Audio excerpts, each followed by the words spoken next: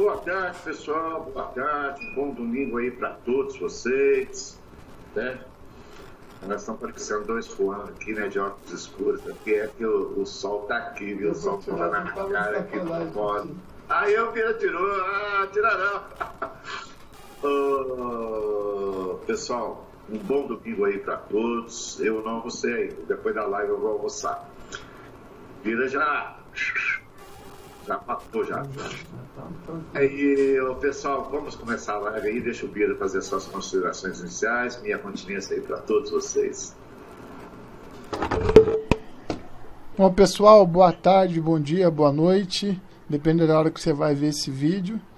Bom, estamos aí de volta depois de alguns dias aí tentando acertar as lives aqui, mas agora parece que vai dar. Vamos ver, hoje vai ser uma live, vamos tentar fazer uma live mais curta, né? Apesar de ter bastante assunto. Mas são coisas que estão acontecendo aí no cenário brasileiro, estou vendo muita gente desanimada e a gente vai conversar sobre isso durante o dia. Obrigado por vocês estarem aí, vocês, vamos dizer assim, tirar um tempinho para ver o nossa gravação, porque a gente faz com carinho, né? A gente faz com a ideia de que as pessoas não desmotivem e não acreditem nas mentiras que têm passado por aí, que tudo desde o ano passado parece que vai acabar amanhã, né? E nada disso está acontecendo, tá? As forças contra sempre vão acontecer, mas nós estamos aqui para combatê-las. Vamos em frente? Vamos. Primeira?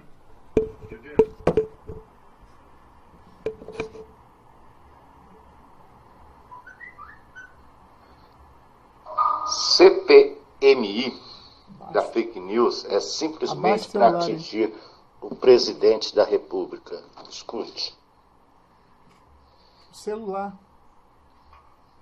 O vídeo aqui, preste atenção, o vídeo dos deputados do PSL que estão passando por isso, preste atenção aqui, ó. Mais uma vez nós vimos ser tratorado e rasgado. Oh, meu pai, tá horrível esse celular. Ser tratorado e rasgado o regimento do Congresso e do Senado. Não, vou voltar tudo de novo, viu? Falei que tá difícil. CPMI da fake news é simplesmente para atingir o presidente da República. Escute. O vídeo aqui, preste atenção, o vídeo dos deputados do PSL que estão passando por isso, preste atenção aqui, ó. Mais uma vez nós vimos ser tratorado e rasgado o regimento do Congresso e do Senado. Acabou. O presidente da comissão, ele fez uma votação, ele primeiro que não respeitou os nossos requerimentos regimentais para votação nominal da ata, atropelou e fez uma votação em bloco forçada, porque só poderia ter sido feita por unanimidade. Ou seja, ele aprovou cerca de 80 e poucos requerimentos que só querem perseguir o nosso presidente com fake news e, mais uma vez, aí nós fomos derrotados rasgando o regimento, numa decisão totalmente nula do presidente.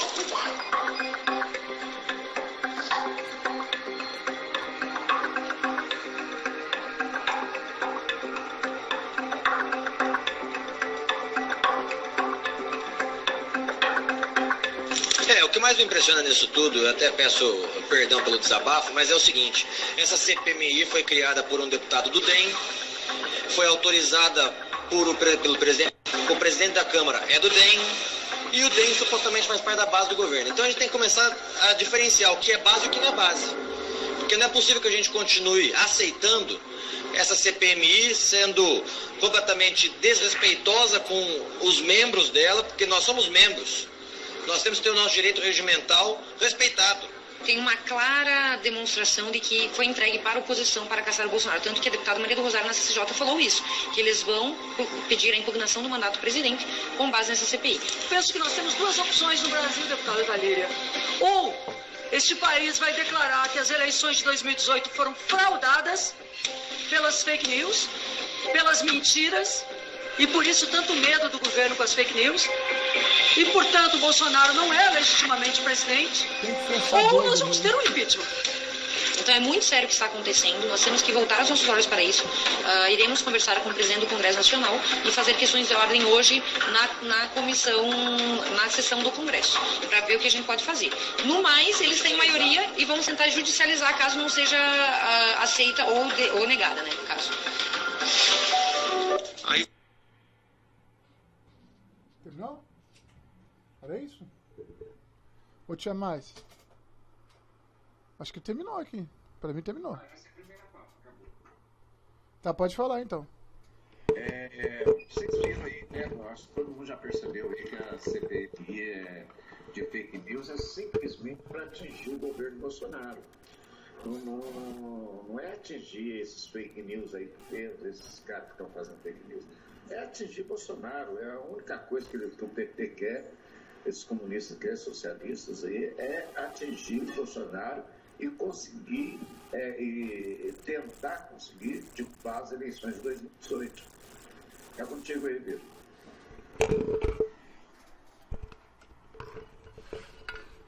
CPMI para atingir quem, cara pálido? Se quem... Bolsonaro. Mas acontece que como que ele vai fazer isso? É a ideia do PT. Mas é uma ideia estapafúrdia, tanto é que o presidente nem se preocupou. Tem que colocar aqui, Pedro, eu tenho que Não, colocar aí. pera, deixa você falou, agora deixa eu falar. Tá bom. Peraí, você tem uma opinião, eu tenho outra. Data venha. É meu tempo. Por favor, repõe meu tempo aí, repõe meu tempo. Ô, Faria, aprendi a escutar também. Então, escuta assim, ó. Veja bem, isso é uma ideia tão inócua, tão sem sentido, que o Haddad foi condenado pelo TSE por utilização de fake news. E outra coisa que o presidente sempre falou durante a campanha, contra o PT não precisa de fake news. É só falar a verdade. Você tá entendendo? Não tem, eu desafio aqui, eu quero que alguém me mostre um vídeo, desafio. Pode colocar na descrição do vídeo aqui. Petista, olavista, bolsonariano. Coloque aí na descrição do vídeo um vídeo com o presidente Bolsonaro ou alguém muito próximo a ele falando alguma coisa contra o Haddad em relação a fake news. Eu quero que coloque aí. Não tem, cara. É simplesmente essa CPMI já nasceu morta já. O que ela vai dar é trabalho. Agora, os deputados que estão lá, do que deu pra ver, são pessoas assim, com pouca experiência. Tentaram vir com uma machadada em cima, eu vi algumas sessões deles. Tentaram bloquear de todas as formas. Eles tentaram jogar bola com quem sabe jogar bola, entendeu? Então ficou triste.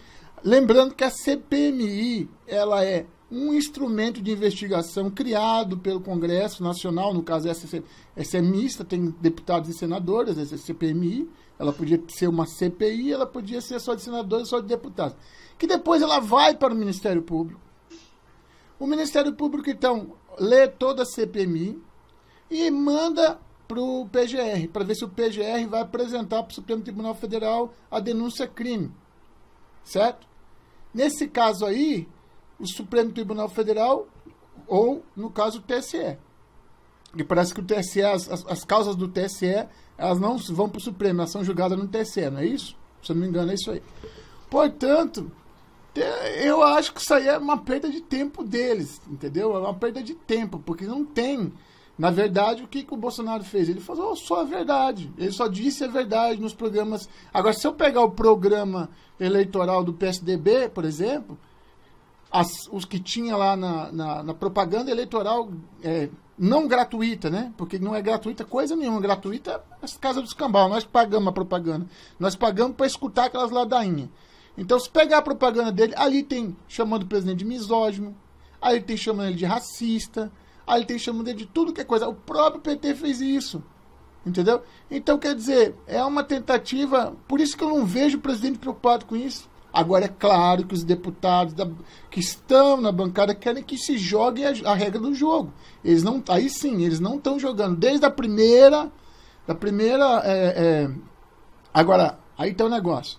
Eles vão tentar pegar o Carlos Eduardo, eles vão tentar pegar o Flávio, eles vão tentar pegar qualquer um que tenha feito campanha para presidente, entendeu? E aí, pode ser que tenham pessoas, sim, mas eles são responsáveis por isso, porque o presidente não contratou como marqueteiro, não contratou como publicidade. Você está vendo a situação? Que não tem, salvo o melhor juízo, não tem como atingir o presidente? Não tem. Se tiver, cabe processo na justiça, ou seja... se eu me sentir prejudicado, eu posso entrar no STF contra esse prejuízo, ou no STE. No caso, o STE já deu ganho de causa para o Jair Messias Bolsonaro na situação do Haddad, certo? E talvez, com uma possibilidade muito grande, caso eles venham a aplicar essa CPMI das fake news em relação ao presidente, eles vão ter que mandar para o TSE. E aí cabe o TSE ainda julgar se aquilo é certo ou não é certo. Mas, entretanto, jogos do tipo Baleia Azul, né, aquele jogo da baleia, jogo do tipo de mandar a criança enforcar, etc e tal, passar por uma pessoa que é outra e depois auferir lucro, informar num site que está vendendo um carro por tal valor, depois não ter o carro, isso são as fakes também. Então, essas são as fakes também. Então, assim, o que eu vejo hoje, dentro da bancada que está lá, tentando fazer alguma coisa em prol do governo, é que estão tomando porrada por falta de técnica e tática, e não exatamente porque a coisa está sendo levada no grito. Eu tenho visto, já vi 2 sessões, bobeada de um dos deputados lá de não ter votado, porque o cara não avisou, atenção, estou encerrando as votações. O cara encerrou depois do prazo e ele não votou. Por que ele não votou primeiro para depois reclamar? Você está entendendo? Então são umas bobeiradas assim que está acontecendo lá que eu vi e falei, voou mesmo. O cara ficou discutindo em volta com o outro ali, a votação durava X minutos e normalmente por uma questão de deferência, o presidente da CPI, ou da CPMI, ele falou, atenção, estou encerrando. Ele deixa passar um pouquinho no prazo e fala, estou encerrando. Ele não, esse deu o prazo, ele meteu o dedo no botão e acabou com a votação. Aí o deputado que não votou, que é do PSL, falou assim, o senhor não encerrou. Ele falou, encerrei sim, eu apertei o botão aqui, aí o tempo era aquele. Você está entendendo? Eu acho que nesse ponto aí, eu não sei não, esses dois parlamentares que estão reclamando, pelo que eu vi a atuação deles, estavam meio perdidos ali na hora de exercer o papel deles como situação, né, como governo. E, finalmente, eu acredito que, sinceramente, essa CPI da fake news, assim como eu acredito também que a CPI da Vaza Jato não vai ocasionar. A única coisa que a gente vê é que realmente a única maneira deles incomodar. É a única maneira de incomodar. Só o PSOL mandou para o Supremo Tribunal Federal mais de 40 solicitações de impeachment do presidente e não colou nenhum. Né, por causa de medidas, por causa de lei eleitoral, por causa disso. Então, na verdade, esse é mais um rastilho de pólvora que não vai encontrar um barril no final das contas. Você está entendendo, Faria? Essa é a minha opinião.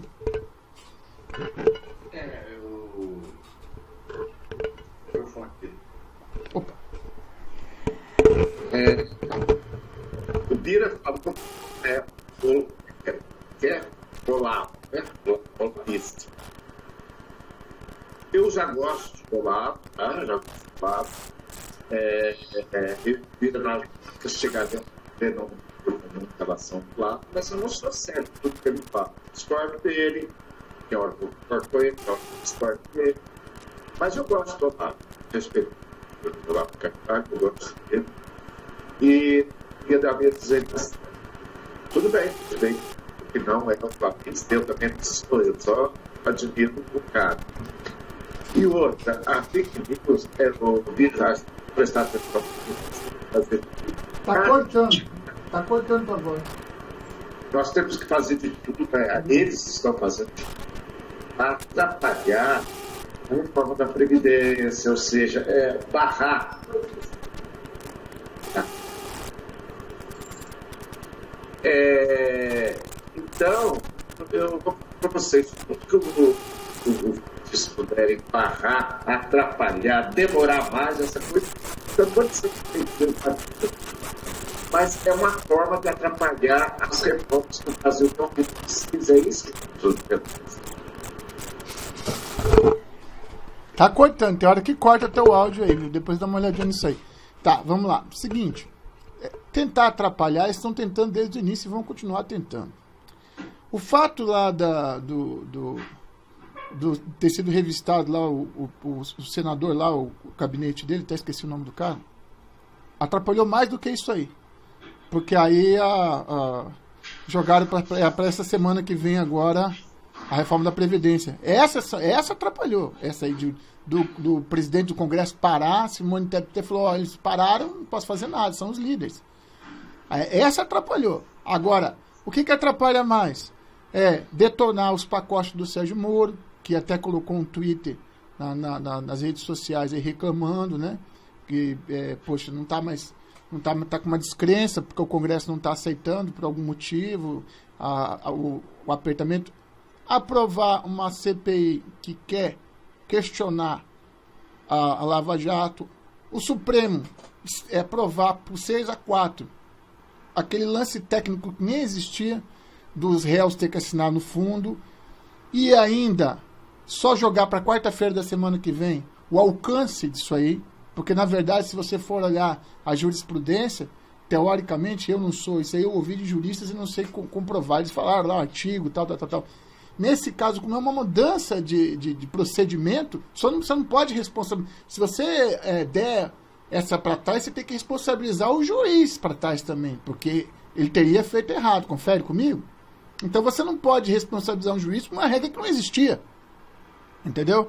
E querer também beneficiar um réu para trás de uma regra que não existia.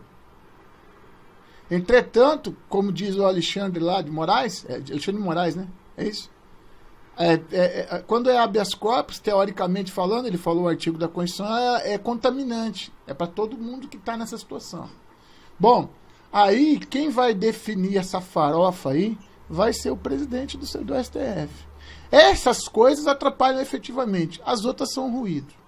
Eu sei, eu estou acompanhando de vez em quando a das fake news. Eu estou vendo o desespero dos congressistas que estão ali sendo vencidos no braço e no grito, tá certo? Entretanto, mesmo que aqueles 80 dispositivos que estão lá, vai ter que ser provado, vai ter que ser chamado, vai ter que ser provado, vai ter que ter investigação. A coisa não é assim simplesmente porque aprovou os requerimentos, vai estar automaticamente concluído a CPI, entendeu? Mesmo assim, após ter terminado essa CPI, ela ainda vai à votação no Congresso da solução dela. Ela vai para plenário. Entendeu? Então, quer dizer, eu acho que tá certo, não tá errado, mas não tem toda essa preocupação. Inclusive, conversei com algumas pessoas, você sabe que eu conheço algumas pessoas, e eles falaram assim, não, Bira, é preocupante, mas não é tão preocupante quanto isso aqui, por exemplo. Entendeu? Esse aqui é mais importante, esse aqui nós estamos dando mais atenção para isso, nós estamos dando menos atenção para aquilo. Tem coisas que não se coloca para votar ainda, porque tem gente, a medida provisória tal lá do pessoal dos CAC, mas não tem todos os votos ainda, eles estão debruçados sobre a reforma da Previdência. Então é muita frente para mudar tudo ao mesmo tempo. E se você continuar fazendo caindo com toda a tua força em cima de um determinado lado, o outro lado que é mais importante acaba descoberto, você está entendendo? Vai correr, da fake news vai correr, ela não é tão importante assim, tanto é que não deram para uma pessoa muito importante essa fake news. É um lado lá, tipo um boi de piranha, sabe boi de piranha? Você encosta para baixo. Pode ser que a gente pegue alguma coisa assim, mas do dano colateral que eu estou falando para você, Faria, é esse aí. Quanto ao Olavo de Carvalho, deixa eu te falar de novo. Eu não gosto do Olavo de Carvalho. Vocês já vão falando, ele não gosta, eu não sigo todas as opiniões dele, eu não tenho as mesmas opiniões dele. Tá dizendo? Eu não disse que eu não gosto dele, eu disse que eu não gosto dele. Eu simplesmente penso com a minha cabeça. Eu acho que tem coisas que ele fala que está errado e a grande maioria das coisas que ele fala está certo. É isso que eu falei. E por último, eu acredito que há maneiras e maneiras de falar determinadas coisas. E ele acredita que não, sai do jeito que for. Vamos supor que o próprio presidente, de uns tempos para cá, bem no início do mandato, ele procurou ser mais comedido, mas o vice sentou a balenha, sentou a borracha. Aí a imprensa caiu em cima. Aí o vice viu como é que era, e aí parou um pouco de falar. Né? Parou e tomou muito mais cuidado com o que é a palavra do vice-presidente. E o presidente ficou muito comedido durante um período e agora começou a soltar mais o verbo dele. Né? Porque ele sentiu que quando ele ficou quieto, o popularismo dele parece que meio que diminuiu, somente entre aqueles indecisos. Aí ele resolveu voltar às vezes dele. tá certo? Porque o pessoal, num determinado canto, aqui do país, gosta daquele discurso fácil, mas o eleitor do Bolsonaro gosta do discurso forte. E ele voltou com um discurso forte. Só tem que tomar cuidado para não errar na curva e não passar direto. Agora, no tocante, né? Tá ok? No tocante a Olavo de Carvalho, eu continuo dizendo, apoio o Olavo de Carvalho, gosto dele, só que eu não concordo com tudo que ele fala e eu não sou obrigado a concordar. Era isso aí. Vamos para a próxima? Vamos. Deixa eu pegar aqui. Nem sei se a pessoa escutou, tá aqui, né? Eu sei que tava lá. Vamos lá.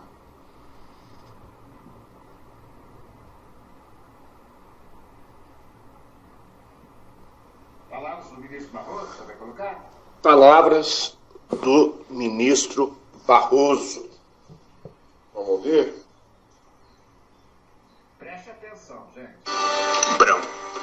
O cenário deste julgamento é o cenário de um país que procura se libertar do domínio oligárquico da corrupção estrutural e institucionalizada. Houve uma reação da sociedade brasileira que progressivamente foi deixando de aceitar o inaceitável.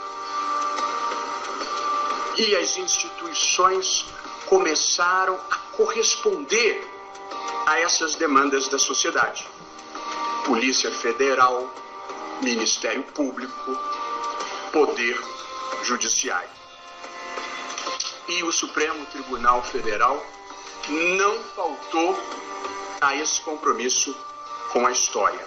No julgamento do Mensalão, mais de 2 dezenas de pessoas, entre políticos e empresários, e possivelmente pela primeira vez na história do Brasil, foram efetivamente condenadas por corrupção ativa, corrupção passiva, peculato, lavagem de dinheiro e gestão fraudulenta de instituições financeiras. O julgamento do Mensalão pelo Supremo Tribunal Federal começou a mudar a história do Brasil e naquele julgamento se produziram páginas antológicas.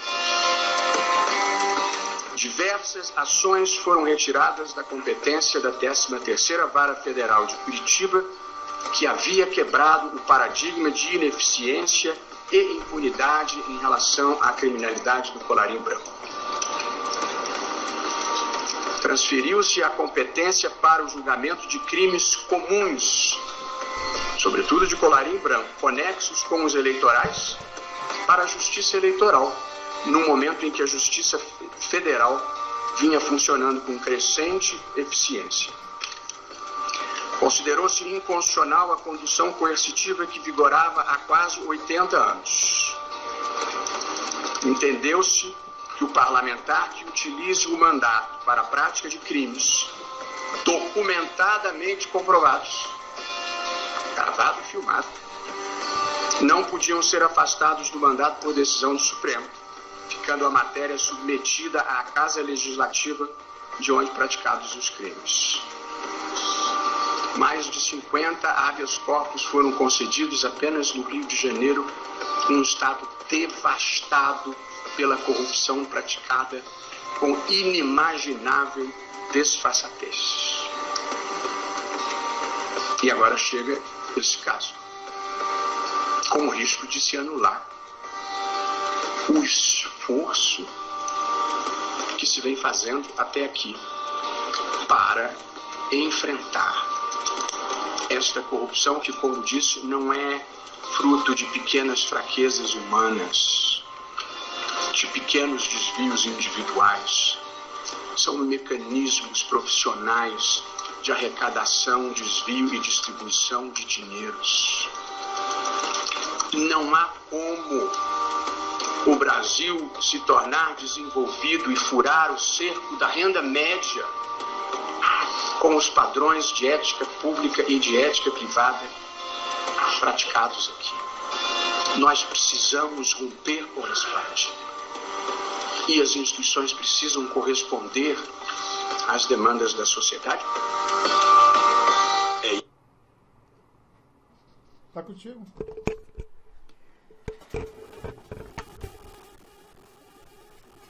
O Barroso falou, o ministro Barroso, ele falou a pura verdade do que acontece no Superior Tribunal Federal. Falou dos habeas corpus aí, principalmente do Rio de Janeiro, né, que é um estado de guerra, para mim lá. Eu quando estava na ativa, fiz vários cursos no Rio de Janeiro, ali no Galeão, e vou falar para vocês, a minha farda ficava dentro da mala porque não tinha condições de você ir fardado até o quartel. E eu me hospedava dentro do quartel, mas lá fora, quando saía, era paisano mesmo. Então, o Rio de Janeiro realmente está uma guerra. E olha, isso já foi anos atrás, imagino hoje. Tanto é que a minha turma faz aí, Bira, confraternização da turma. Eu não vou no Rio de Janeiro, eu não vou. Tá? Eu acho que o Barroso está certíssimo. Eu acho que, para mim, é um dos poucos ministros que tem ali que tem uma seriedade, tem um discernimento do que é certo e que é errado. Não pode ser comparado com o Gilmar Mendes, com o Toffoli, com o Marco Aurélio. Nossa Senhora, pelo amor de Deus. Então, mas eu tenho uma coisa, Barroso, tem uma coisa. Você conhece todos os podres do Superior Tribunal Federal. Você só não abriu a boca e você não quer abrir a boca. Mas se você abrisse a boca, nossa Senhora, ia sair muita merda daí. Infelizmente, nesse caso aí, ele pode até conhecer todos os podres do Congresso Nacional, do Congresso do Supremo Tribunal Federal. Entretanto, ele vê também o que acontece com quem desafia o STF. Não é certo? Ele sendo no máximo ele mais um. Ou sendo o único, vamos dizer assim, na pior parte. Mas e se o Fachin também já abandona ele? Você está entendendo? Você está entendendo? Então, na verdade, é cobrar demais de uma pessoa só, de um só componente de uma casa máxima de conselheiros, né, que seria bem assim a colocação dela, seria a casa máxima, cobrar de um só, enquanto todos os outros estão fazendo diferente, é muito difícil que ele consiga. Ele pode até falar, ter a opinião dele, mas em relação às votações, em relação a propor o impeachment de alguém, aí eu acho muito complicado ele tentar se mexer nesse ponto. Mas conclui aí que depois eu vou falar outra coisa. Aí é outra coisa. Vocês lembram que a Carmen Lúcia, uma vez ela falou, já faz um tempinho já que ela falou isso, se ela abrisse a boca e contasse tudo que ela sabe do Superior Tribunal Federal, o país ia cair de queixo. Aí ainda teve, na época lá, o pessoal, vai, Carmen Lúcia, abre a boca aí, fala tudo que você sabe, não sei o quê, mas ela nunca abriu a boca. Como o Barroso também não vai abrir, mas ele sabe que tem coisa errada ali, né? E ele só debate ali, principalmente os Gilmar Mendes, mas sem entrar em detalhes, né? A minha opinião é essa daí, Bira, agora tá contigo. Mas assim, de tudo que Microfone, Bira. Microfone. De tudo que o ministro falou, né, o que mais me preocupa é o que eu estou mostrando aí agora. É esse Twitter do juiz Sérgio Moro, do ministro Sérgio Moro, nosso eterno juiz Sérgio Moro. Entendo o receio, eu alertei para o risco do efeito inibidor, não era essa a intenção do legislador com a nova lei, mas o fato é preocupante para reflexão. Leio na imprensa que juízes estão deixando de decretar a prisão preventiva de assaltantes de banco e traficantes de drogas por receio de serem punidos pela nova lei de abuso de autoridade após a derrubada dos vetos do presidente. Portanto, a presidência da República, assessorado pelo ministro Sérgio Moro, falou, veta isso aqui é preocupante. E isso já começou a acontecer previamente. Até porque depois que a lei for promulgada, ela também pode retroagir o réu, e aí o ministro também pode ser preso.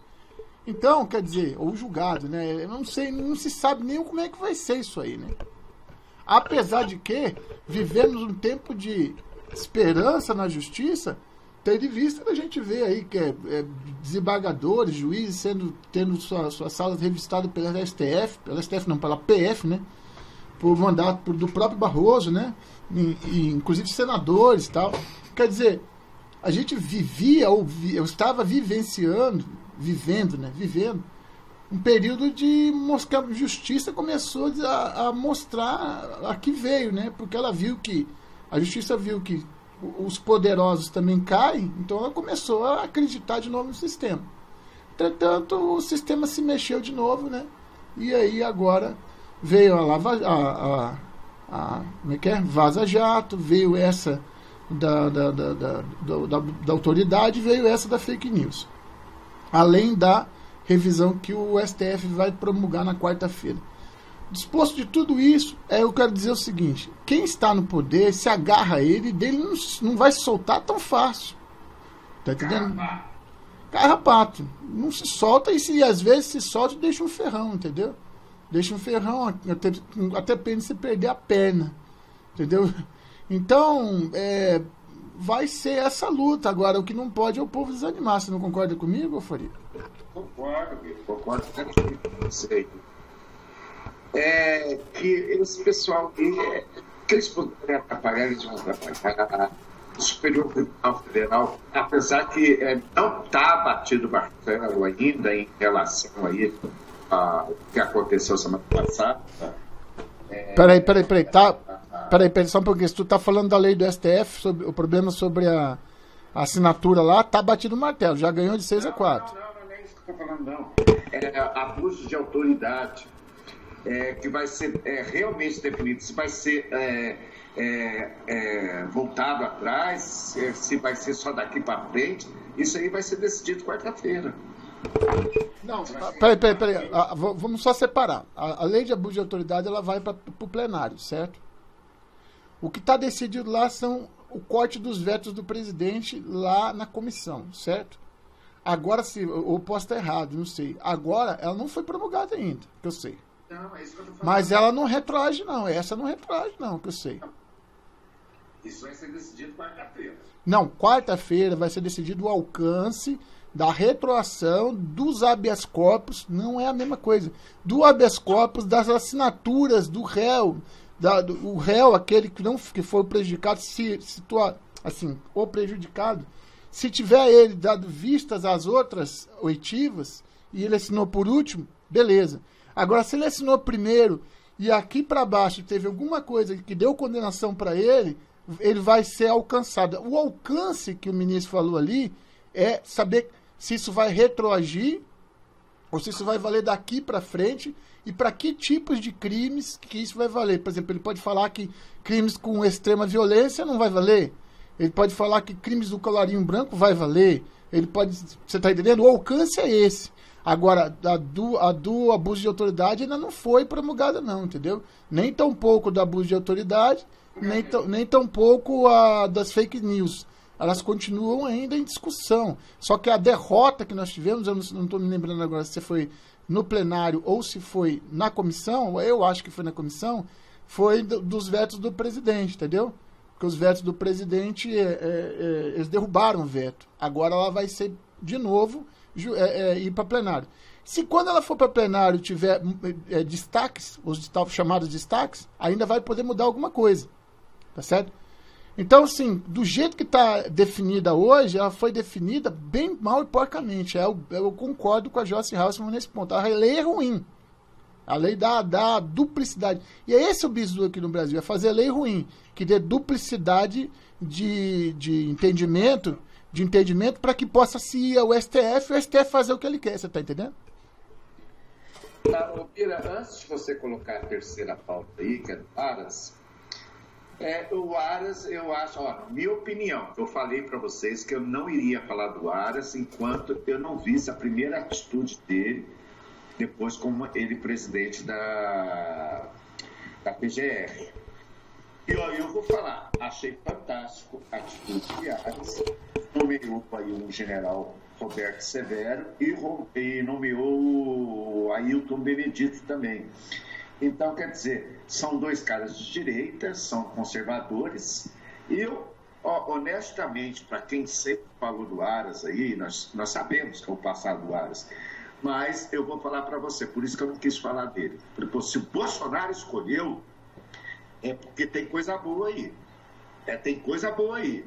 E na sabatina, o Aras mostrou que ele estava mais ou menos em cima do muro, no PT. Agora, a primeira reação dele foi conservadora, foi de direita. Tá? Coloca a pauta aí, Bira. Já que você falou do Aras, eu também quero falar um pouquinho. Só um pouquinho.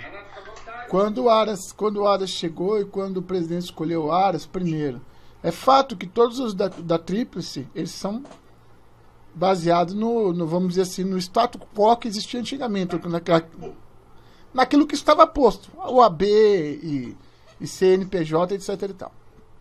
Eles fizeram lá a bagunça deles e tal, mas não colou. Foi o Aras e acabou. Aí disse que o PT começou a comemorar que foi o Aras, né? E o Aras olhou para eles e falou, tô nem aí.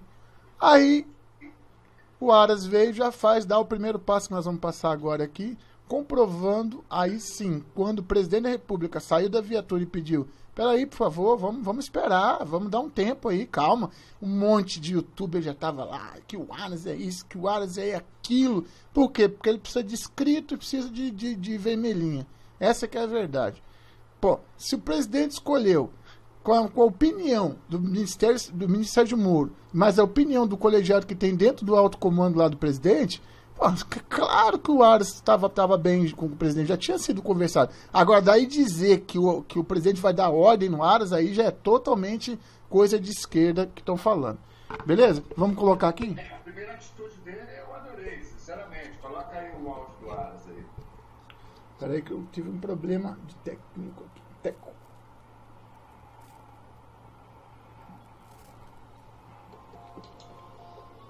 Aras escolhe general para abrir a caixa preta da PGR e levantar a atuação de antecessores.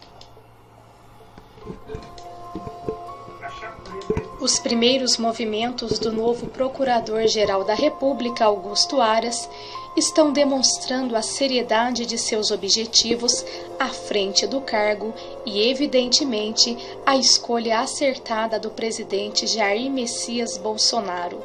Um general foi nomeado pelo novo PGR com uma missão específica: abrir a caixa preta da PGR.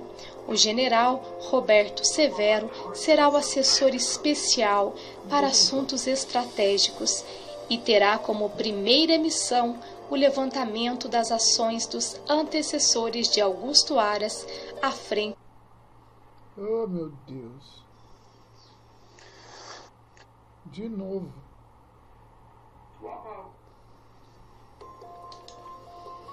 Aras escolhe general para abrir a caixa preta da PGR e levantar a atuação de antecessores. Os primeiros movimentos do novo Procurador-Geral da República, Augusto Aras, estão demonstrando a seriedade de seus objetivos à frente do cargo e, evidentemente, a escolha acertada do presidente Jair Messias Bolsonaro. Um general foi nomeado pelo novo PGR com uma missão específica: abrir a caixa preta da PGR. O general Roberto Severo será o assessor especial para assuntos estratégicos e terá como primeira missão o levantamento das ações dos antecessores de Augusto Aras à frente do órgão. Uma outra indicação de Aras expõe claramente o perfil da nova PGR. O procurador Ailton Benedito vai ocupar a Secretaria de Direitos Humanos do Ministério Público Federal. No Twitter, Benedito confirmou a indicação e deu as diretrizes de sua atuação. Aceitei o convite de Augusto Aras para chefiar a Secretaria de Direitos Humanos da PGR. Balizas fundamentais: direitos à vida, à liberdade, à igualdade, à propriedade, à segurança. Artigo 5º da Constituição. O recém-empossado Procurador-Geral da República Augusto Aras selecionou um militar para fazer parte da nova equipe, escolhido para a função de assessor especial para assuntos estratégicos. O general Roberto Severo assume com a missão de abrir a caixa preta do órgão.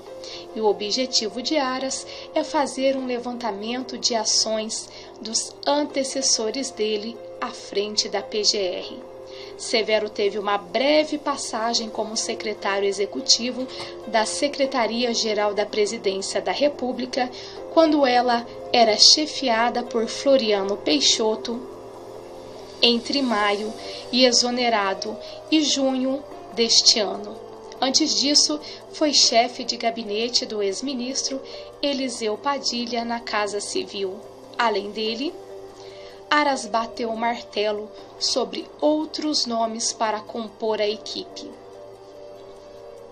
E ainda, Aras repudia atitudes de Rodrigo Janot e declarações de Gilmar Mendes.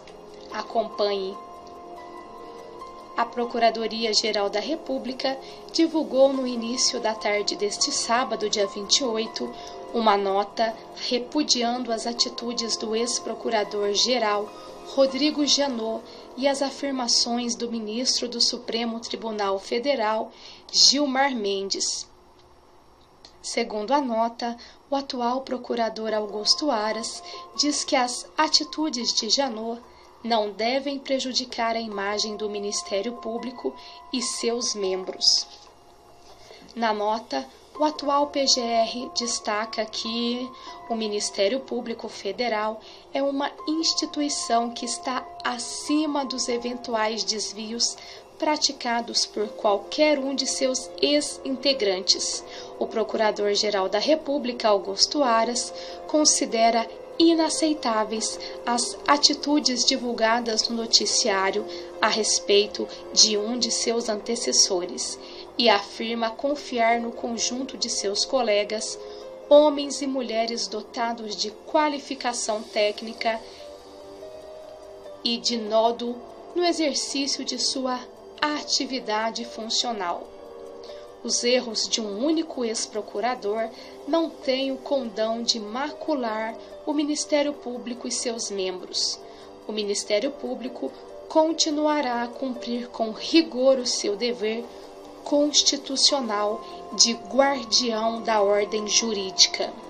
O ex-PGR Rodrigo Janot afirmou em um livro autobiográfico que em uma ocasião foi preparado ao Supremo Tribunal Federal com a intenção de acabar com o ministro. E o episódio é contado por Janot no livro de memórias que lança nesta semana. Porém, na obra ele não especificou qual ministro esteve prestes a acabar com ele. Na última quinta-feira, dia 26, entretanto, Janot revelou a veículos de comunicação que seu alvo era Gilmar Mendes. O fato teria ocorrido em 2017. Na sexta-feira, dia 27, o ministro Gilmar Mendes disse que o ex-procurador é um potencial facínora e questionou a forma como é feita a escolha do ocupante do cargo. Não imaginava que nós tivéssemos um potencial facínora comandando a Procuradoria-Geral da República, disse Mendes na saída de um seminário no Tribunal Superior Eleitoral. Mendes aproveitou para criticar o modo de escolha do Procurador-Geral, pois no modelo atual, segundo sua avaliação, passou-se a escolher pessoas sem qualificação jurídica, moral e psicológica para o cargo. Acho que o sistema político terá que descobrir novos critérios e terá que debater isto, inclusive, talvez abrir para nomeação entre todos os juristas do Brasil. Mas, em suma, o modelo deu errado, disse Gilmar Mendes. E a Polícia Federal realizou na tarde do dia 27 uma ação de busca e apreensão na casa e no escritório do ex-procurador-geral. As buscas foram autorizadas pelo ministro Alexandre de Moraes, do Supremo Tribunal Federal. Na decisão, na qual determinou as buscas, Moraes também suspendeu o porte de arma de Janot, proibiu o ex-procurador de se aproximar de integrantes da corte, de entrar nas dependências do tribunal, além da apreensão da arma citada nas entrevistas. Rodrigo Janot foi procurador-geral da República por 2 mandatos de 2 anos, de 2003 a 2017. E as 2 indicações dele foram feitas pela presidente Dilma Rousseff após ele ter ficado em primeiro na lista tríplice elaborada por membros do Ministério Público. Nas 2 ocasiões, ele foi sabatinado e aprovado pelo Senado. Agora vai, minha gente. Olha o Aras aí. Sucesso em sua gestão, Aras.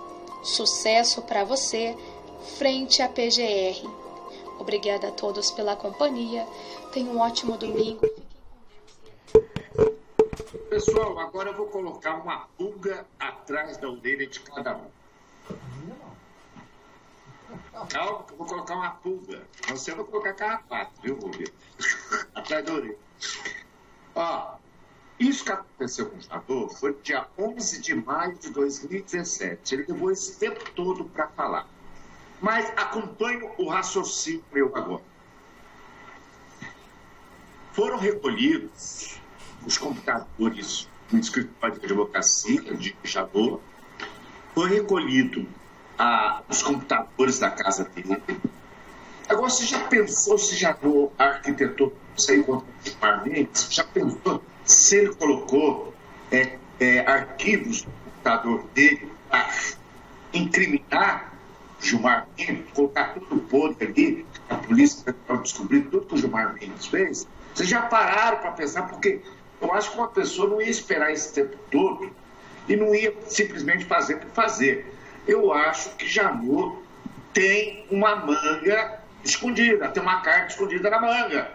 Eu desconfio, tá? Só estou colocando a pulga atrás da orelha de cada um aqui. Porque é incoerente, gente. Uma coisa que aconteceu 11 de maio de 2017 só vem à tona agora. Aí a Polícia Federal vai lá e recolhe todos os computadores dele. Vai ser analisado.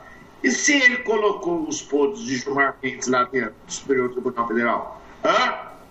É uma coisa para se pensar. É uma pulga atrás da orelha, certo? Porque eu acho que um cara inteligente como eu não ia fazer assim, simplesmente por fazer palácios, não. Eu acho que aí tem coisas que nós vamos descobrir no futuro.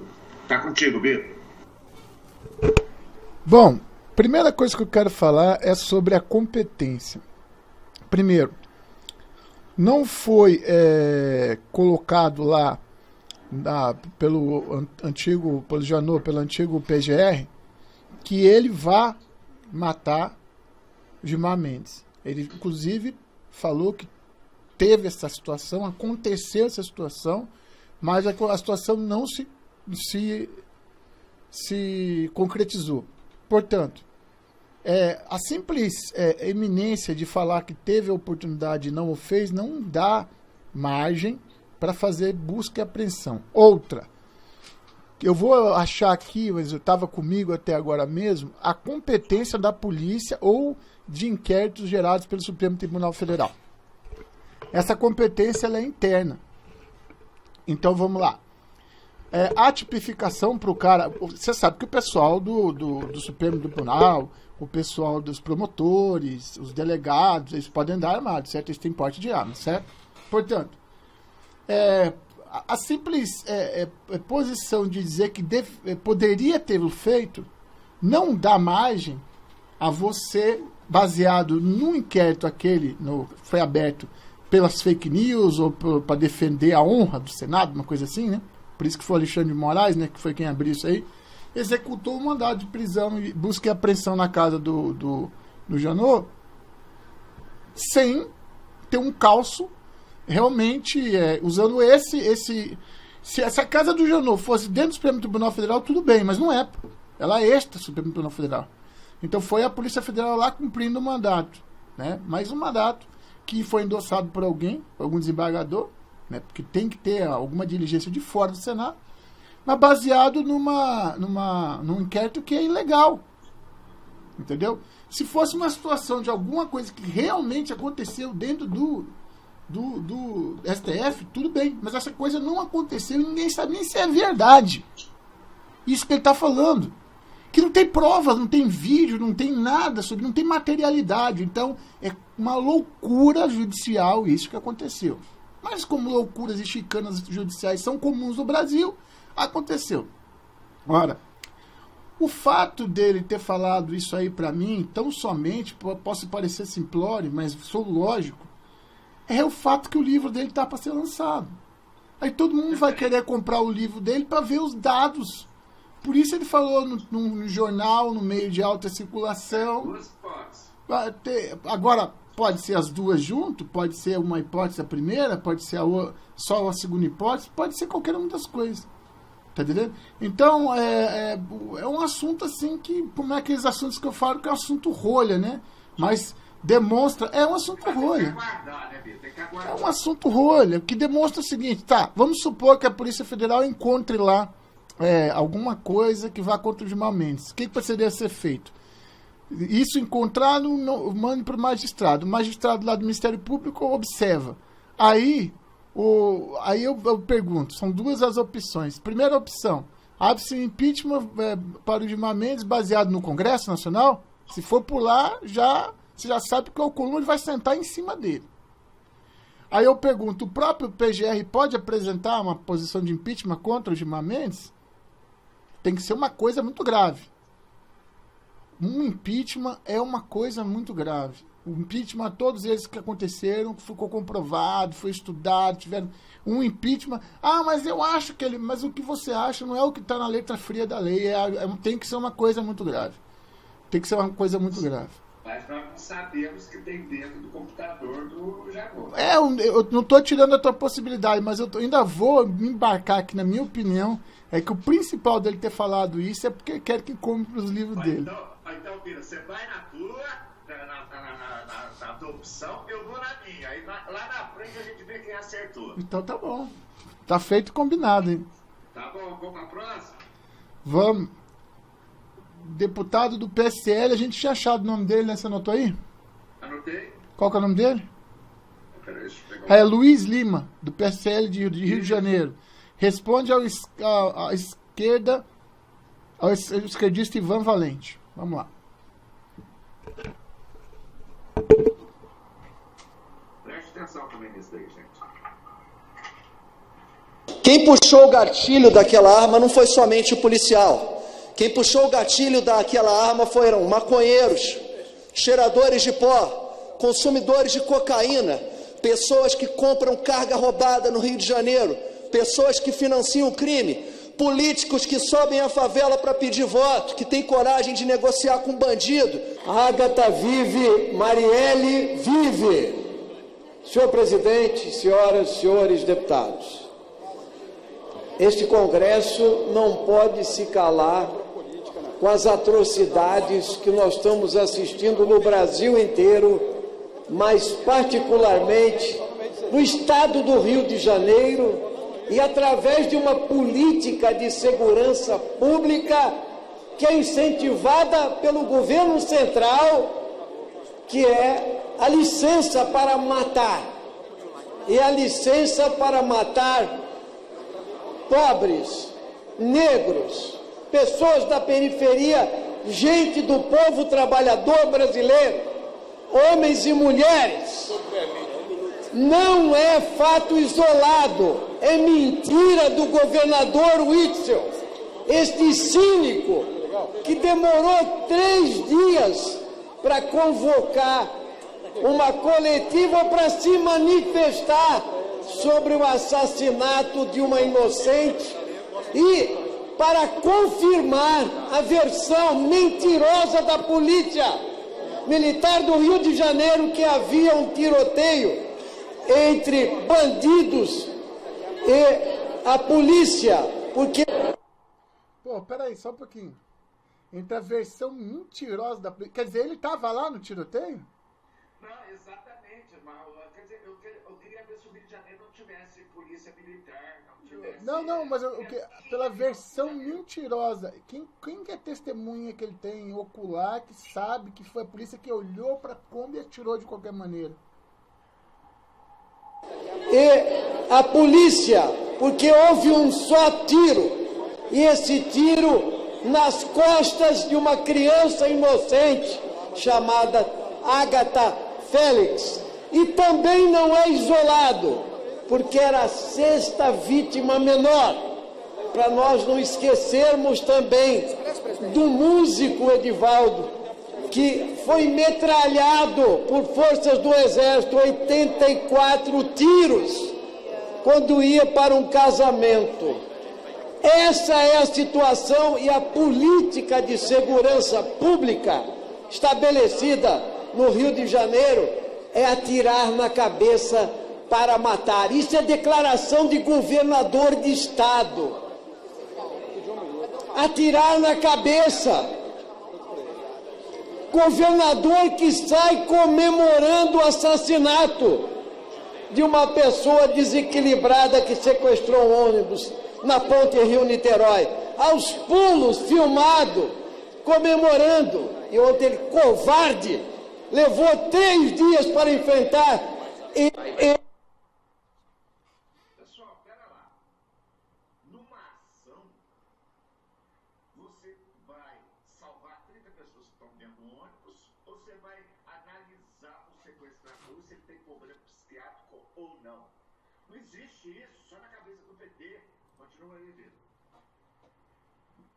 E não reconheceu erros na política de segurança pública. Pelo contrário, reafirmou a violência que é a lei do confronto, a lei da morte, a necrofilia de um governador que é alimentado por Bolsonaro pela política de armas aqui na presidência da República, que nós estamos para votar aqui, a lei de armas.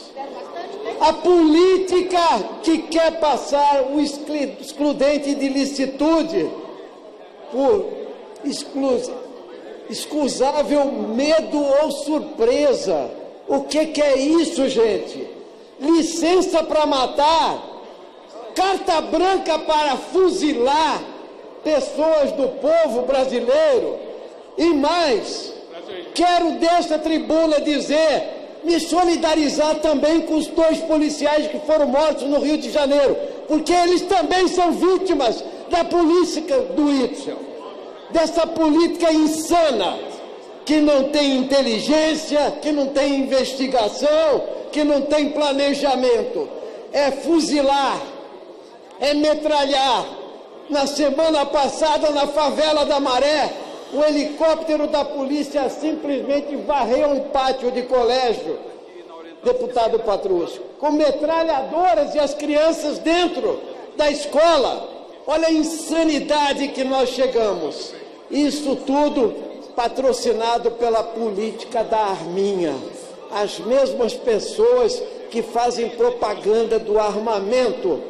Nossa solidariedade total à família de Agatha, mas que ela vai virar um símbolo da luta do negro, do pobre, do oprimido, dos de baixo do Brasil, assim como foi e é Marielle Franco.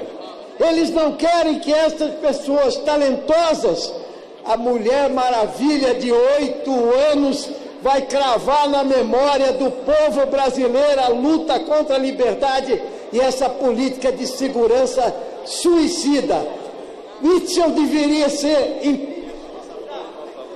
Concluir, presidente. Nós deveríamos alimentar, sim, queixa-crime que foi feito pelos partidos de oposição, mas mais do que isso, esse homem não tem condições de governar o Estado do Rio de Janeiro. Aliás, como presidente da República do Brasil, Jair Messias Bolsonaro não tem condições de exercer a presidência da República.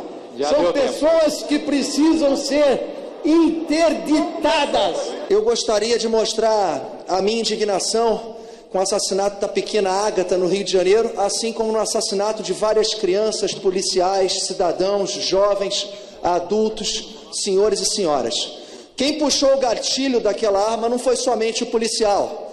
Quem puxou o gatilho daquela arma foram maconheiros, cheiradores de pó, consumidores de cocaína, pessoas que compram carga roubada no Rio de Janeiro, pessoas que financiam o crime, políticos que sobem a favela para pedir voto, que têm coragem de negociar com bandido. Tem muitos aqui que subiram favela no Rio de Janeiro para pedir voto. Tem muita gente que subiu a Rocinha, o Vidigal, o Complexo da Maré, Antares em Santa Cruz, Rio das Pedras. Quem negocia com bandido é bandido. E aqui, infelizmente, tem gente que ganha voto de bandido. O Rio de Janeiro sofre desde o início dos 80 com um populismo barato do ex-governador Leonel Brizola, passando por Marcelo Alencar, passando por Garotinho, passando por inúmeros governadores que, pelo populismo, estimularam a favelização no Rio de Janeiro. Quem puxou aquele gatilho é toda a sociedade que vive em desordem, que não é uma sociedade que tem apenas um Estado comandando. Hoje, no Rio de Janeiro, se você andar pelo município do Rio de Janeiro, você não consegue atravessar ele sequer, porque você tem favelas com tráfico, com milícia e sem o poder do Estado. A tragédia que matou a pequena Ágata é uma tragédia que vai continuar. Se a gente não resolver o problema habitacional do Rio de Janeiro, que é o problema mais grave, pessoas vivendo em condição desumana, pessoas vivendo em favelas, em ruelas que sequer passam um sofá. Eu passei na segunda-feira na antiga favela do Pasmado, em Botafogo, que o governador Carlos Lacerda, na época do estado da Guanabara, ele fez uma reestruturação das favelas no Rio de Janeiro. E é isso que tem que ser feito. As pessoas têm que viver em condição humana, senão essas tragédias vão continuar sendo anunciadas. Pessoas não podem ser expostas aos riscos e policiais também não podem. Alexandre, eu gostaria também de registrar aqui que o discurso de Jair Bolsonaro na ONU foi firme, foi decisivo. Foi o primeiro discurso do Jair Bolsonaro realmente como chefe de Estado. Ele teve a coragem de apontar alguns pontos, principalmente enaltecer Sérgio Moro, principalmente dizer que o socialismo, sim, é uma ameaça para os países em desenvolvimento na América Latina. Ele citou, sim, que tem parlamentares aqui que apoiam um regime criminoso na Venezuela. Ele apontou, sim, os graus de corrupção que viveu o nosso país nos últimos anos. E a corrupção, sim, é o principal problema do nosso país.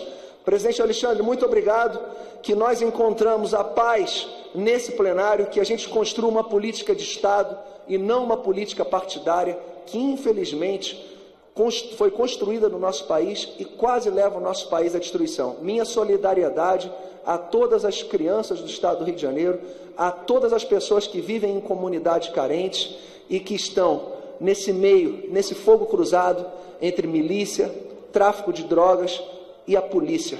E a polícia do meu estado, que já perdeu 48 policiais militares esse ano e que não é fácil viver como policial no Rio de Janeiro, assim como não é fácil viver no Rio de Janeiro. Obrigado, presidente Alexandre Frota. Quanto ao texto do pacote do ministro Sérgio Moro, do qual sou relator, ou se são levianos mesmo, demagogo e populista.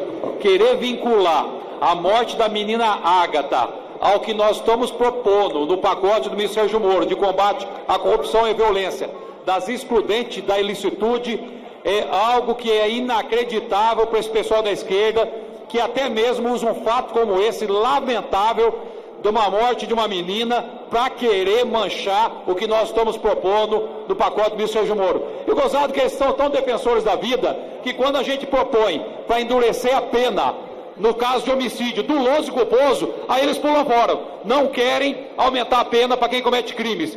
E gozado também que não falam absolutamente uma vírgula das facções criminosas. Atacam o tempo inteiro as polícias e não falam nada das facções armadas no Rio.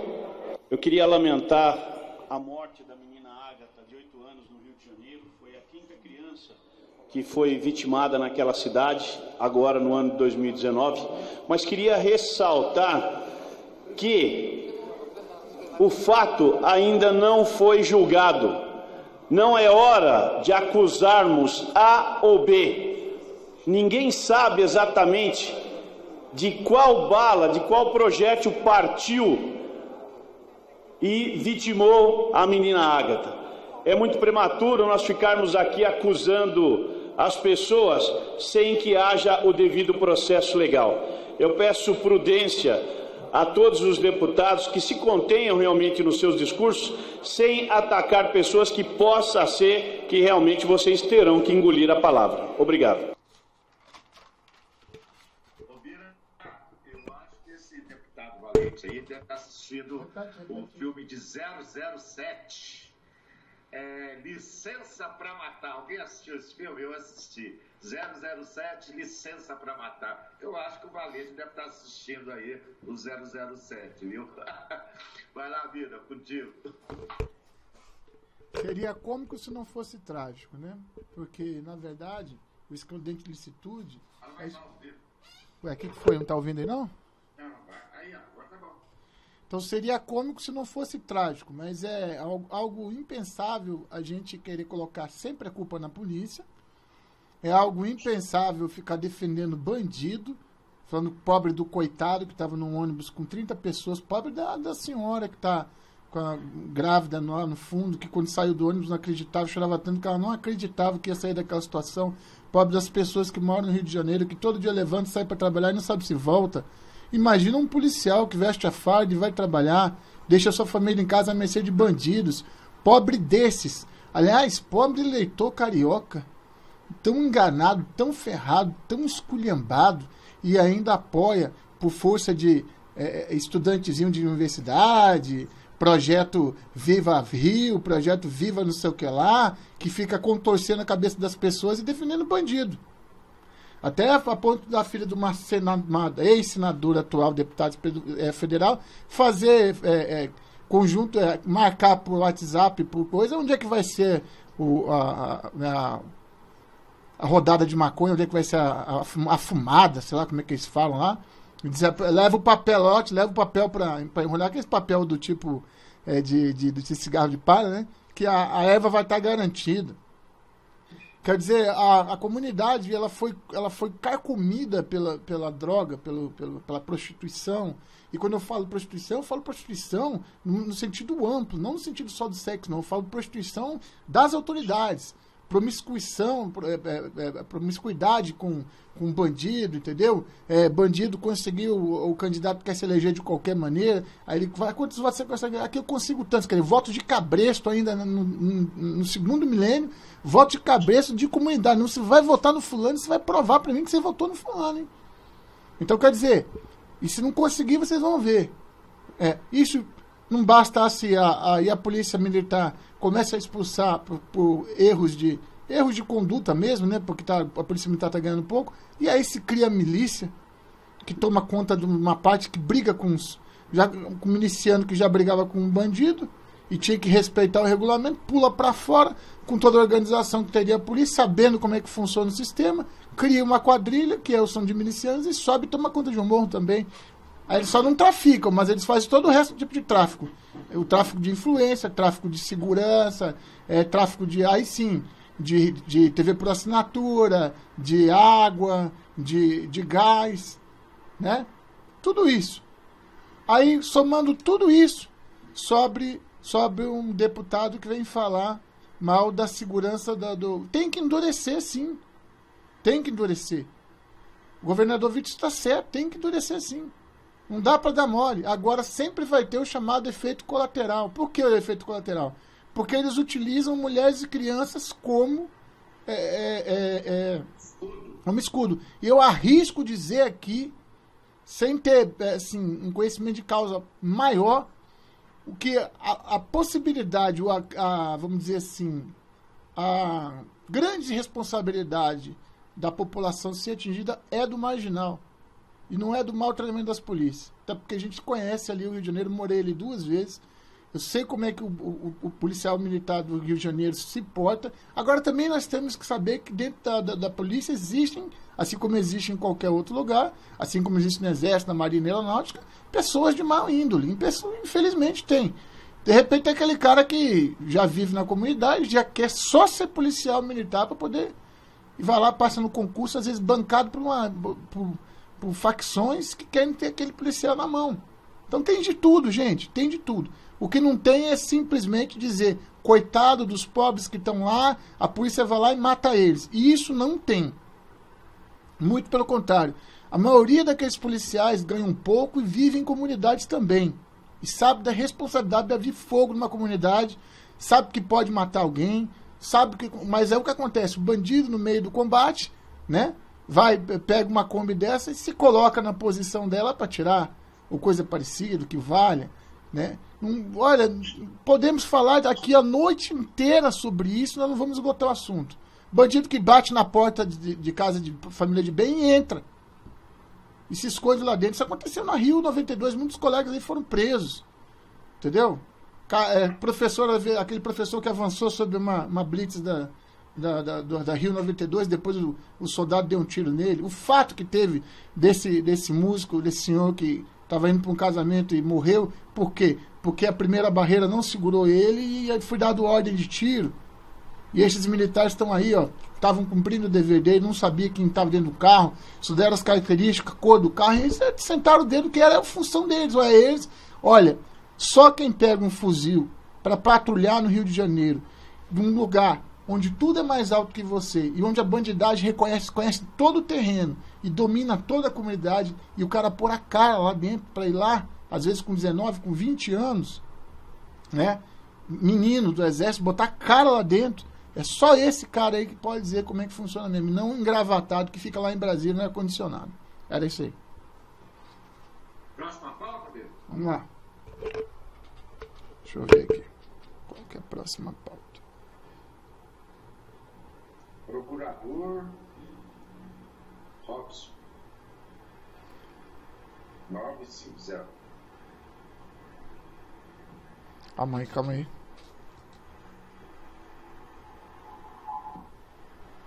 Brasil acima de tudo. O procurador da República, Roberson Pozobon, acaba de dar mais uma importantíssima contribuição para a luta do povo brasileiro contra a corrupção. Um depoimento emocionante, verdadeiro, repleto de revelações e que precisa ser compartilhado pelas pessoas de bem deste país, por você e por nós também deste canal. Inicialmente, Pozobon teceu críticas ao Congresso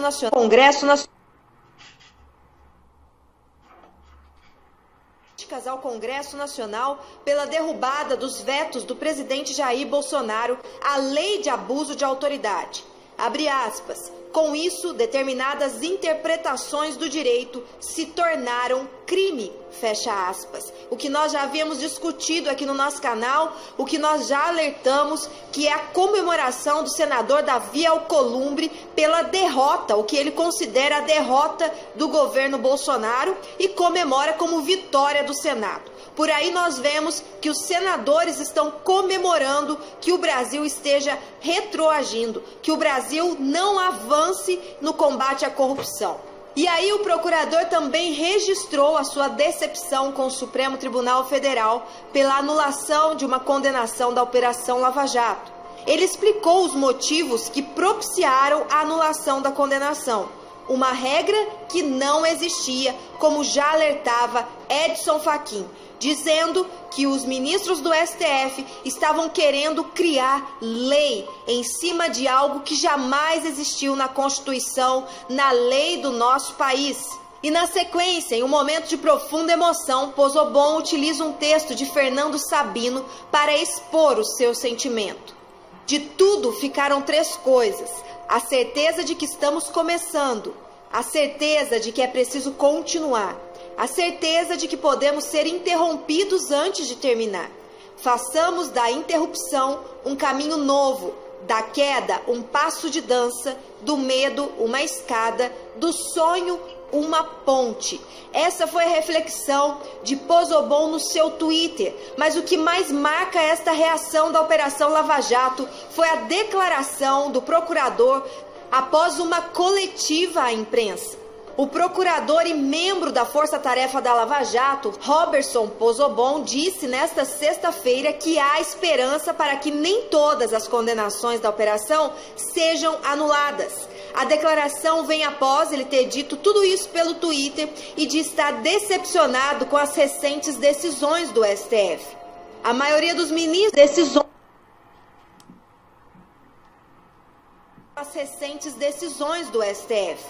A maioria dos ministros se disseram a favor da tese que réus delatados devem apresentar alegações finais após os delatores. Com isso, 32 sentenças já expedidas na Lava Jato, incluindo o ex-presidente Lula, presidiário do PT, correm riscos de serem anuladas. Abre aspas, existe uma decisão do Supremo em vias de ser concluída e decisões do Supremo se cumprem. A esperança que temos é que essa decisão seja modulada para surtir efeitos só daqui para frente, avaliou o procurador em uma entrevista coletiva sobre a nova fase da Operação Lava Jato deflagrada no dia 27 de setembro. O que nós temos para dizer é que Pozzobon nos alertou de que a decisão do Supremo pode cair por terra, não beneficiando os corruptos bandidos presos na Operação Lava Jato anteriormente, modulada de uma forma a surtir efeitos só daqui para frente. E aí eu te digo que essa reação de Pozzobon pode ter aberto os olhos do povo brasileiro para derrubar de uma vez por todas esta barbaridade que aconteceu no STF. Agora, pessoal, agora é com você, agora é conosco, agora é com o povo brasileiro, cidadão de bem, que precisa reagir, que precisa lutar em favor da sua nação e dizer ao STF, tudo bem, vocês querem que seja assim, então vão colocar diante desta nova regra criada por vocês, de que somente valerá a partir das novas condenações, a partir de agora em diante. Não queremos retroagir, não queremos bandidos corruptos nas ruas, nós não queremos anulações das condenações da Operação Lava Jato. O que nós queremos é justiça. Se vocês querem que as alegações tenham validade de forma que o delatado venha a prestar as suas alegações finais, então que passe a valer daqui para frente. Lembrando que o STF não pode legislar. O STF é judiciário, mas eles teimam em criar leis para o nosso país. Pozzobon ainda questionou a decisão e elaborou questões que devem ser discutidas no âmbito jurídico. Será que essa audiência de deferimento do prazo privilégio para o réu não colaborador apresentar suas alegações finais causou prejuízo no caso concreto? Eles estão comprovando que foram prejudicados ou será que se decretará a nulidade de sentenças condenatórias para logo depois os réus simplesmente retificarem as alegações que já tinham apresentado na época dos fatos? Houve de fato prejuízo concreto ou não? Trata-se de uma simples formalidade ou não? Decepcionado, Pozzobon já havia se manifestado pelo Twitter, o que nós trouxemos aqui, usando um texto do consagrado escritor Fernando Sabino e afirmando que a Lava Jato precisa continuar. Ele diz que sente uma profunda decepção pelas decisões tomadas pela maioria do Congresso e do STF. Desanimar seria a opção mais lógica e cômoda, mas é preciso continuar. A Lava Jato já tem 5 anos, mas a luta anticorrupção está apenas começando. Ou seja, é hora do povo brasileiro se posicionar e acreditar que a Operação Lava Jato vai continuar e que o que depender do povo brasileiro, eles estarão em defesa da maior operação de combate à corrupção que já existiu no nosso Brasil e que sim, incomodou os poderosos e está incomodando muito, a ponto dos próprios ministros do STF decidirem beneficiar estes corruptos e colocarem eles de volta nas ruas, mesmo que estes sejam os maiores protagonistas do maior roubo que a nossa nação já viveu. Outro ponto a ser destacado também aqui hoje no nosso canal é a atitude de Alexandre de Moraes após a fala de Rodrigo Janot. Rodrigo Janot disse que entrou armado dentro do STF e queria sim atirar em Gilmar Mendes, mas desistiu porque Deus o convenceu disto. Logo, Alexandre de Moraes se posicionou tirando o porte de arma de Rodrigo Janot e criando medidas para proteger os ministros do STF. Os ministros do STF resolveram agora bater de frente com o Ministério Público Federal, já que cansaram de legislar. E a maioria dos senadores, claro, estão tomando decisões porque sabem que não podem tocar nos ministros do STF. Pois é, Alexandre de Moraes declarou que Janot cometeu crime contra a segurança nacional. Já a tentativa concreta de assassinar o presidente da República não foi nada. Estamos observando um processo de autofagia no sistema judiciário. O filho de Teori Zavascki também deixou o seu recado.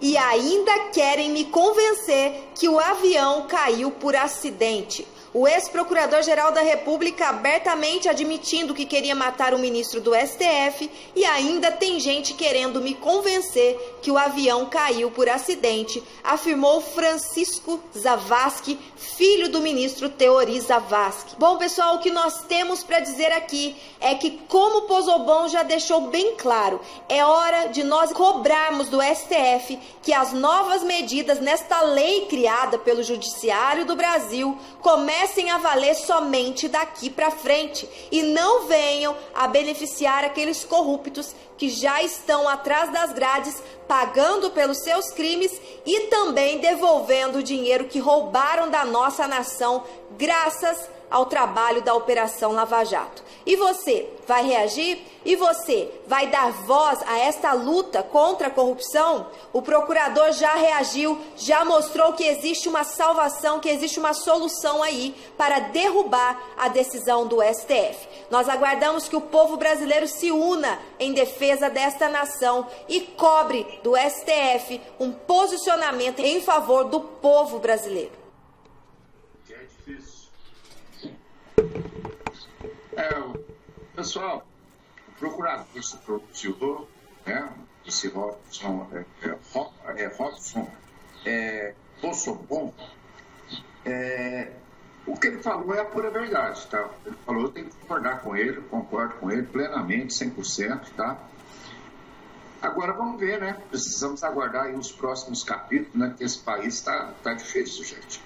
Bolsonaro não consegue governar sozinho, todos nós sabemos disso. Pira, quer comentar para a gente? Pira, depois antes de colocar a próxima pauta, eu queria fazer um comentário antes de colocar ela, tá? Só o seguinte, eu acho que não vai dar tempo de colocar a próxima pauta agora não, porque já são 1h15 já de live. Então nós fazemos uma outra mais tarde. Pode ser, tá? Bom, vou comentar rapidinho, isso eu já falei falei 2 vezes, 3 vezes já aqui. Então, o que eles querem agora é fazer com que a lei retroaja, uma lei que não existia, retroaja. Ou seja, que lei que eu posso criar para tentar fazer com que os processos da Lava Jato sejam tudo considerados nulos? Aí, isso tudo a gente pensa que é por acaso, mas nada é por acaso, gente. Tudo é maquinado, tudo é pensado. Com certeza, muito antes de apresentar esse habeas corpus, os caras foram ver se dava para fazer, entendeu? Teoricamente dá para fazer, mas do ponto de vista legal, veja bem, presta atenção, como é que eu vou ser responsabilizado por uma coisa que nem se existia, uma formalidade que não existia? Como é que você pode dar erro numa situação que não existia? Portanto, não pode retroagir. Entretanto, um ministro já pulou lá na frente, parece que foi o Alexandre mesmo, que pulou lá na frente já falando que, não, mas se habeas corpus tem que retroagir. Mas peraí, aí o presidente já deu o voto dele, sabe, dizendo que ele vai contra o relator, né, ele foi contra o relator, e dizendo que ele ia dar a tal da dimensão, né, que eu esqueci o nome agora aí, do alcance da lei na quarta-feira. Se ele der qualquer coisa diferente do alcance dali para frente e não eximir os crimes de grande violência, os crimes hediondos, né? Se ele não eximir esses crimes aí, e se ele não eximir isso daqui para frente, vai estar rasgada a Constituição. Por quê? Porque é verdade que a lei retroage para melhorar a vida do réu? Mas como é que um juiz de direito, um desembargador vai saber que lá em 2019 iam fazer uma norma que muda a ordem do processo? Ele segue a ordem do processo que está escrito lá no Código Penal de Execução Penal e do Código Civil, no Código do Processo Civil, etc. E tal. Então, não, isso é uma coisa. É que nem a gente começar um jogo de futebol, terminou o jogo. Aí nós ganhamos. Aí eu ganhei do Faria. Mas eu ganhei por um pênalti. Só que aí passou-se anos e anos, né? E considerou-se que pênalti não se vale mais. Agora não vale mais pênalti, não existe mais pênalti. Agora é jogo sem pênalti. Opa! Aí o Farias entra na justiça e falou assim, ó, cancela o pênalti do Birajara lá do início, que eu quero ser o campeão daquele campeonato. Quer dizer, isso não existe. Não existe. Isso é uma loucura, entendeu? Isso não é nem uma chincana jurídica, isso é uma loucura mesmo.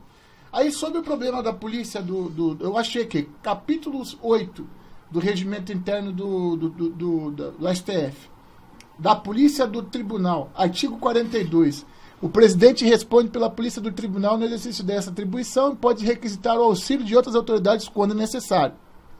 Aí agora, aqui, artigo 43, ocorrendo infração à lei penal na sede ou dependência do tribunal, o presidente instaurará inquérito, se envolver autoridade ou pessoa sujeita à sua jurisdição, ou delegará essa atribuição a outro ministro, que é o que pode fazer também um comandante de unidade, outro oficial, até um sargento hoje em dia, que é que pode fazer também o senador, no caso da CPI, da comissão da CPI, da Comissão Parlamentar de Inquérito, ou no caso da CPMI, é o presidente do Senado, que é o presidente das duas câmaras, né? O presidente do Senado. Bom, aí a polícia das sessões e das audiências compete ao seu presidente. Os inquéritos administrativos são realizados consoante as normas próprias. Acabou. É só isso que essa polícia pode fazer. Ela só pode, esse inquérito só tem valor se for uma coisa executada dentro das dependências do Supremo Tribunal Federal. Isso vale aos seus anexos, né? Narcotráfico, qualquer outra coisa desse tipo que acontecer. É ali dentro. Ó, Deep Web não é dentro do Senado Federal. Então, essa da fake news já pode cair. E esse lance do Janot também não tem essa extensão. Ah, mas o Janot pensou em puxar a arma para o Gilmar Mendes dentro lá do Supremo Tribunal Federal. Legal. Me diz qual a tipificação. Em que artigo está escrito em que pensar em matar alguém é crime? Ou é contravenção penal? Qual é o artigo? Eu engatilhei a arma, eu estou pensando em matar o Farias. A arma está no meu couro. Eu abri o couro, eu puxei a arma. Sobre o que você pode me acusar? Você pode me acusar de alguma coisa? Não, sinceramente, eu não te falei nem eu vou te matar. Porque nesse caso de eu vou te matar e estar armado, aí é tentativa de assassinato. Mas que eu não eximi todos os meios. Mas não deixa de ser tentativa de assassinato. Então, eu vou te matar, alguém vem tomar a arma da minha mão, quer dizer, aí é tentativa de assassinato. Agora, é tentativa de assassinato. Cara, esse país é incrível. Você pensar, botar a mão, e ninguém viu. É só o que ele falou. Ele pode ter elocubrado que ele fez aquilo, ele pode estar mentindo, mas na verdade, ele já perdeu até o posse de arma por causa disso. De uma coisa que aconteceu há anos atrás, nunca mais ele se encontrou o cara. Quer dizer, é o país do faz de conta, né? Faz de conta que eu estou cumprindo a lei, faz de conta que eu sei que eu estou fazendo, faz de conta. Eu olho para aquele papel, eu olho para o artigo 43 disso do Supremo Tribunal Federal, do regimento interno, eu leio o que eu quero. Não tem mais casos, não, em todos os casos. Quer dizer, aí fica fácil, né, ser ministro, não fica? Fica fácil. Cara, vamos parar por aqui, porque já passamos do tempo. A gente volta mais tarde. Nós voltamos mais tarde. Beleza. Quer fazer as considerações finais aí? Não pode. Tá, as minhas considerações finais continuam sendo a mesma de sempre. Não leiam qualquer coisa, não acreditem em qualquer coisa, muito menos em youtuber e jornalzinho que está querendo ganhar visibilidade, likes, inscritos, etc. Vermelhinhas e blá blá. Né? Depois que eu vi teu amigo. E depois que eu vi aquele teu amigo correndo no meio dos petistas gritando Lula livre, eu já acredito tudo. Meu amigo. Teu amigo, teu amigo. Você não para de falar nele, só pode ser teu amigo. Tá bom. O Bira é meu amigo do peito mesmo, viu? Brincadeira.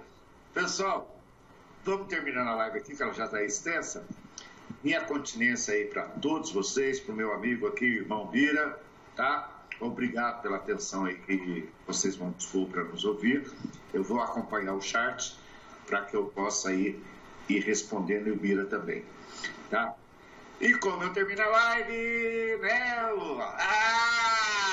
Né, Bira? Se não terminar de jeito, tem jeito. Vamos lá! Nossa união é muito importante e tem que continuar sendo importante. Juntos somos mais fortes. Coração para coração. Um beijo no coração de vocês, com maior respeito. E mais tarde nós estamos de volta aí. Um bom domingo aí para todos, uma bela tarde de domingo aí para todos vocês. Valeu! Valeu, gente.